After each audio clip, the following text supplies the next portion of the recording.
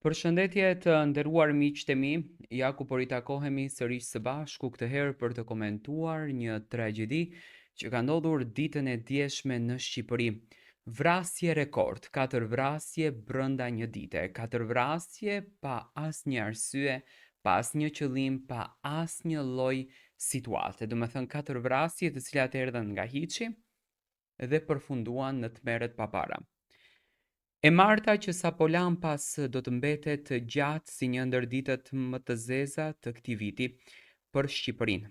Brenda pak orësh, 4 ngjarje të rënda me vrasje, shpërthime dhe dhunë ekstreme tronditën vendin nga veriu në jug, duke lënë pas viktima të plagosur dhe një ndjenjë të thellë pasigurie në opinionin publik. Ora e parë e paradites nisi me një shpërthim të fuqishëm në lagjen Ndoc Mazi të Shkodrës. Viktime e atentatit me tritolu bë Enea Busukja, 38 vjeç, punonjës i tatimeve. Sipas burimeve zyrtare, sasia e eksplozivit ishte vendosur nën mjetin e tij të parkuar dhe shpërtheu sapo ai e ndezi makinën. Shpërthimi shkaktoi panik të madh në zonë, ndërsa mjeti u shndrua pothuajse tërësisht. Busukja mbeti i plagosur rënd dhe u dërgua me urgjencë në spital. Pak orë më vonë në fshatin Dragoç, policia gjeti një makinë të djegur, që dyshohet të jetë përdorur nga autorët për t'u larguar nga vendi ngjarja. Hetimet vazhdojnë, por motivet mbeten ende të paqarta. Burime nga grupi hetimor pohojnë se viktima nuk kishte precedent penal dhe nuk ishte i përfshirë në ndonjë konflikt të njohur. Kjo ishte fillimisht situata e parë, do me thënë e të martës së djeshme. Më pas në Durrës djali 25 vjeçar vret baban me thik. Vetëm pak orë pas shpërthimit në Shkodër, një tjetër ngjarje e rëndë ndodhi në Durrës. Në zonën e Shkallnurit, 25 vjeçari Marian Kodheli goditi me vdekje me thik babain e tij Pjetër Kodhelin. Ngjarja u zhvillua brenda banesës familjare dhe sipas të dhënave paraprake, autori kishte probleme të shëndetit mendor. Pas krimit ai u përpoq të aratisej, por u arrestua nga policia vetëm pak orë më vonë. Trupi i viktimës u dërgua në morgun e Durrësit, ndërsa fqinjët treguan se mes babait edhe djalit kishte shpesh konflikte për shkak të sjelljes së paqëndrueshme të këtij të fundit, një tragjedi e rëndë familjare që ka tronditur komunitetin lokal.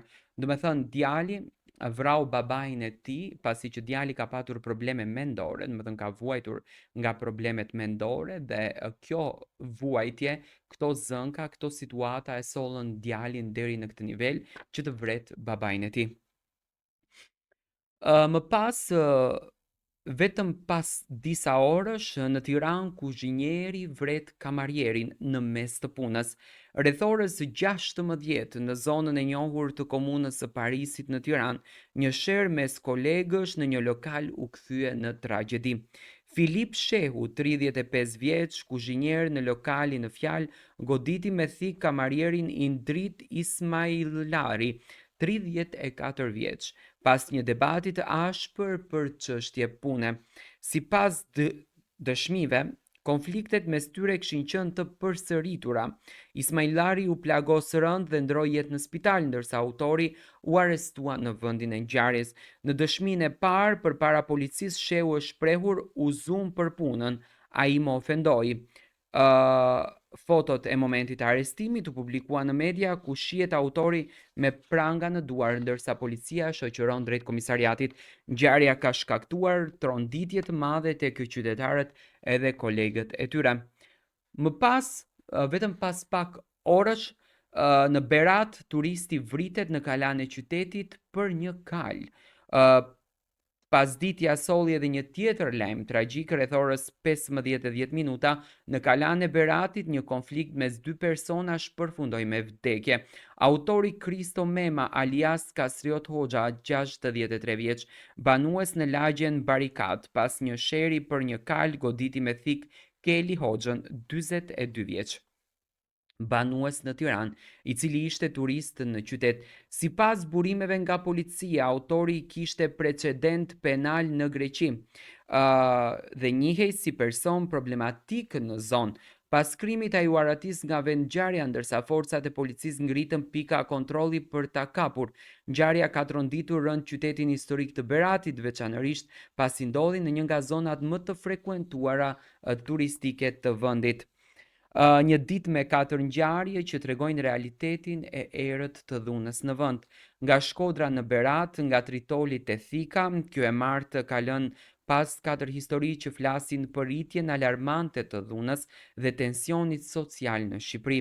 Një ditë të vetme, 2 viktima nga konfliktet e momentit, një vrasje brenda familjes dhe një atentat mafios. Tablo e rëndë që ngrë pyetje për sigurinë publike dhe arsyet që po nxisin kaq shumë akte agresioni. Ekspertët e rendit e quajnë në këtë ditë një këmban alarmi për shoqërinë shqiptare, ku duket se agresiviteti, problemet e shëndetit mendor, varfëria dhe mungesa e besimit tek institucionet po kthehet në faktor të rëndësishëm për jetën e përditshme. Dita e zezë në Shqipëri, 4 ngjarje të tmerrshme, një ditë vrasje Tritoli dhe gjaku në rrugë. Kjo është e marta që u kalua ditën e djeshme. E marta e djeshme ishte një tmerr i vërtet. Unë shpresoj që ne si shqiptarë të ndryshojmë, sepse kjo që ne po tregojmë për botën e jashtme është e tmerrshme. Brenda një dite 4 vrasje, unë thjesht mundem ta bëj pyetjen se ku mbet fenomeni i ri, ku po shkon Shqipëria jon dhe çfarë po bën shteti jon. Pikë së parë, njëherë uroj me zemër që këto çështje të zbardhen edhe të ndalohen, por çfarë duhet ne të ndryshojmë si shoqëri? Me patjetër që ligjet duhet vinë më të forta se kur, sepse vrasjet tek ne janë bërë si kur jemi në Kolumbi, do me thënë i kujtohet për një fjalë e merr thikën e therr, për një fjalë e nxjerr pistoletën e vret, për një fjalë ja pret kokën, do me thënë shkojmë në ekstremitete të pa imagjinuara dhe nuk e kuptojmë se çfarë po bëjmë. Dhe 4 vrasje brenda një dite, kjo është një masakër që po ndodhen brenda një shtetit. Dhe çudia më e madhe në këtë mes është që shteti po flen. Askush nuk përgjigjet për këtë. Dhe mua kjo më dhëm. Lëre që njerëzit më kanë humbur mendjen fare, kanë humbur, do me thënë që kanë filluar të shkallojnë nga truri i tyre, kanë filluar. Se po ti je njëri i zgjuar, nuk e bën këtë gjën. Do me thënë ai në Durrës është me probleme mendore dhe nuk trajtohet. Dhe normalisht që pritet se do vi vrasja sepse ai nuk trajtohet. Ai ka problem mendor, nuk është mirë nga mendja, do të thënë nuk trajtohet në gjën e tij. Në anën tjetër kemi problemin se kuzhinjeri dhe picanjolli kanë patur probleme gjithmonë. Dhe do të thënë problemet e këtyre bëhen të vazhdueshme. Askush nuk punon me to. Në anën tjetër bëhet një vrasje në Berat, në anën tjetër i vet një tritol tjetrit makinë, do të thënë unë nuk e kuptoj se ku po shkon mendja jonë, do të thënë çfarë është ajo gjëja që shqiptarët i futi në këtë drejtimin që çdo ditë në botën e jashtme të tregojnë skandale, çdo ditë në botën e jashtme të tregojnë tmerre, çdo ditë në botën e jashtme të tregojnë një kulturë që realisht ne as nuk e kemi pat në traditë dhe as nuk e kemi. Mesazhi im është ky, që uluni vetëdijsoni, punoni me veten tuaj, jepni këshilla vetes tuaj, sepse kjo që po ndodh tek ne shqiptarët është një tmerr i vërtet. Është një tmerr që nuk ka në asnjë farë mënyre shpjegim, që nuk ka në asnjë farë mënyre, do me thënë asnjë lloj fjale që mund ta përshkruaj këtë gjën. 4 shtëpi po përjetojnë sot tmerrin, 4 ngjarje që sot askush nuk flet, dhe ne themi që jemi një popull i përparuar, ne duam të shkojmë përpara, ne duam të hyjmë drejt Evropës. Si do hyjmë në Evropë kështu?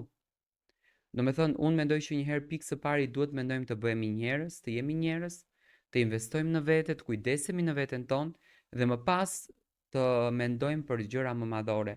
Unë shpresoj që kjo situatë na mësoj që ne duhet patjetër të ndryshojmë.